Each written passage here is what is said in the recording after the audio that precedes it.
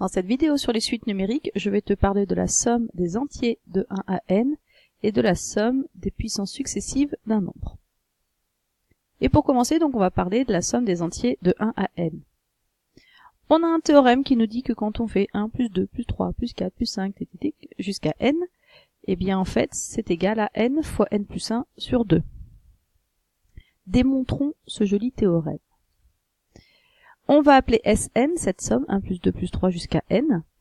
Et en fait, ce qu'on fait, c'est que on l'écrit une fois dans un sens, 1 plus 2 plus 3 plus n moins 1 plus n, et une fois en dessous dans l'autre sens. Donc on commence par n, ensuite n moins 1, n moins 2, jusqu'à 1. Et en fait, on va faire la somme de ces deux lignes-là. Et on observe quoi? Que là, si j'ajoute, je vais avoir Sn plus Sn, autrement dit 2Sn. Que là, je vais avoir n plus 1.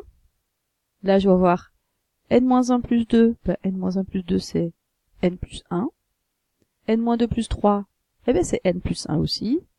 n-1 plus 2, ben, c'est n plus 1. Et n plus 1, ben, c'est n plus 1. Conclusion, en fait, toutes les sommes ici, les unes en dessous des autres, valent n plus 1. Donc on a ça, 2Sn égale n plus 1, plus n plus 1, plus n plus 1, plus plop, plus n plus 1, plus n plus 1. Quand on regarde combien de fois on a mis le n plus 1, ben on l'a mis une fois, deux fois, trois fois, n fois. Donc en fait, on a 2Sn qui est égal à n fois n plus 1. Mais nous on voulait simplement Sn, donc il suffit simplement de diviser tout par 2. Conclusion, on vient de démontrer ce qu'on voulait, que la somme de tous les premiers entiers, de 1 à n, vaut n fois n plus 1 sur 2. Un petit exemple pour voir un petit peu comment on peut utiliser cette formule-là. Donc on se dit, bah voilà, on voit au billard comment est-ce qu'on dispose les boules. On en a une sur la première ligne, 2 sur la deuxième, 3 sur la troisième, 4 sur la quatrième, 5 sur la cinquième. Et on se dit, voilà, si on continuait comme ça jusqu'à la ligne 100, combien est-ce qu'il faudrait de boules? Bah on voit bien que sur la quatrième, il y avait 4 boules, sur la cinquième, 5 boules. Autrement dit, on a fait 1, plus 2, plus 3, plus 4, plus 5. Et si on veut aller jusqu'à 100, la ligne 100, ben on ira jusqu'à plus 100. Autrement dit, ce qu'on veut, c'est en fait calculer S100. 1 plus 2 plus 3 jusqu'à 100. Eh bien, on reprend notre jolie formule, qui dit que Sn, c'est n fois n plus 1 sur 2. Et si je veux S100, ben il suffit de remplacer le n par 100. Autrement dit, ça fait 100 fois 100 plus 1 sur 2. Autrement dit, 100 fois le suivant, 101 sur 2, c'est-à-dire 5050. On aura donc besoin de 5050 boules de billard si on veut aller comme ça jusqu'à la 100e ligne. Donc ensuite, on va voir la somme des puissances successives d'un nombre. Autrement dit, on prend un nombre et on prend toutes ses puissances. Par exemple 2 de puissance 0, de puissance 1, de puissance 2, de puissance 3, etc., etc. Et on ajoute toutes ces puissances. Et on a un théorème qui nous dit que si on fait cette somme-là, donc 1 plus q au carré plus jusqu'à q puissance n, alors ce sera égal à 1 moins q puissance n plus 1 sur 1 moins q. Avec évidemment q différent de 1 pour pas qu'ici ça fasse 0.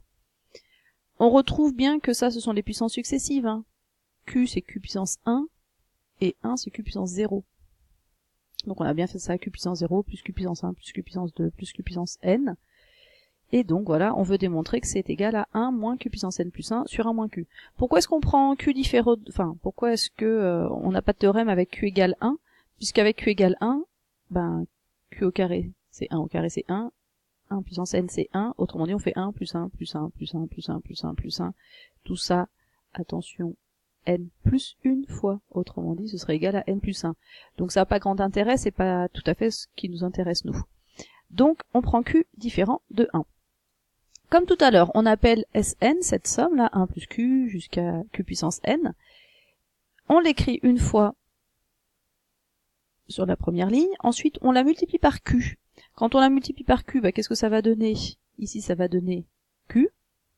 Là, ça va donner q au carré. Là, multiplié par q, ça fera q puissance 3. En fait, à chaque fois, on va augmenter la puissance de 1. Autrement dit, q fois Sn, ce serait égal à q plus q au carré jusqu'à q puissance, celui-là, augmenté de 1, donc q puissance n plus 1. Et au lieu d'ajouter les lignes, cette fois-ci, on va les soustraire, les deux lignes. Qu'est-ce qu'on obtient? Eh bien, on obtient donc à gauche Sn moins q fois Sn, 1, égale 1 donc. Ça, q moins q, ça fera 0, q au carré moins q au carré, ça fera 0, tout ça, ça fera 0. Et il restera à enlever q puissance n plus 1. Autrement dit, Sn moins q fois Sn, c'est égal à 1 moins q puissance n plus 1. Bon, maintenant notre petit problème, c'est qu'ici on voit 2 fois le Sn, on le met en facteur. Ça fait Sn facteur de 1 moins q, qui est égal donc à 1 moins q puissance n plus 1. Et moi qui ne veux que Sn, il suffit de diviser par 1 moins q, évidemment on a le droit parce que justement on a pris q différent de 1, et donc Sn est bien égal à 1 moins q puissance n plus 1 sur 1 moins q. Donc voilà les deux théorèmes que tu dois connaître sur les sommes, aussi bien donc somme d'entiers que somme de puissance. Et voilà, après il faut l'utiliser dans les exercices.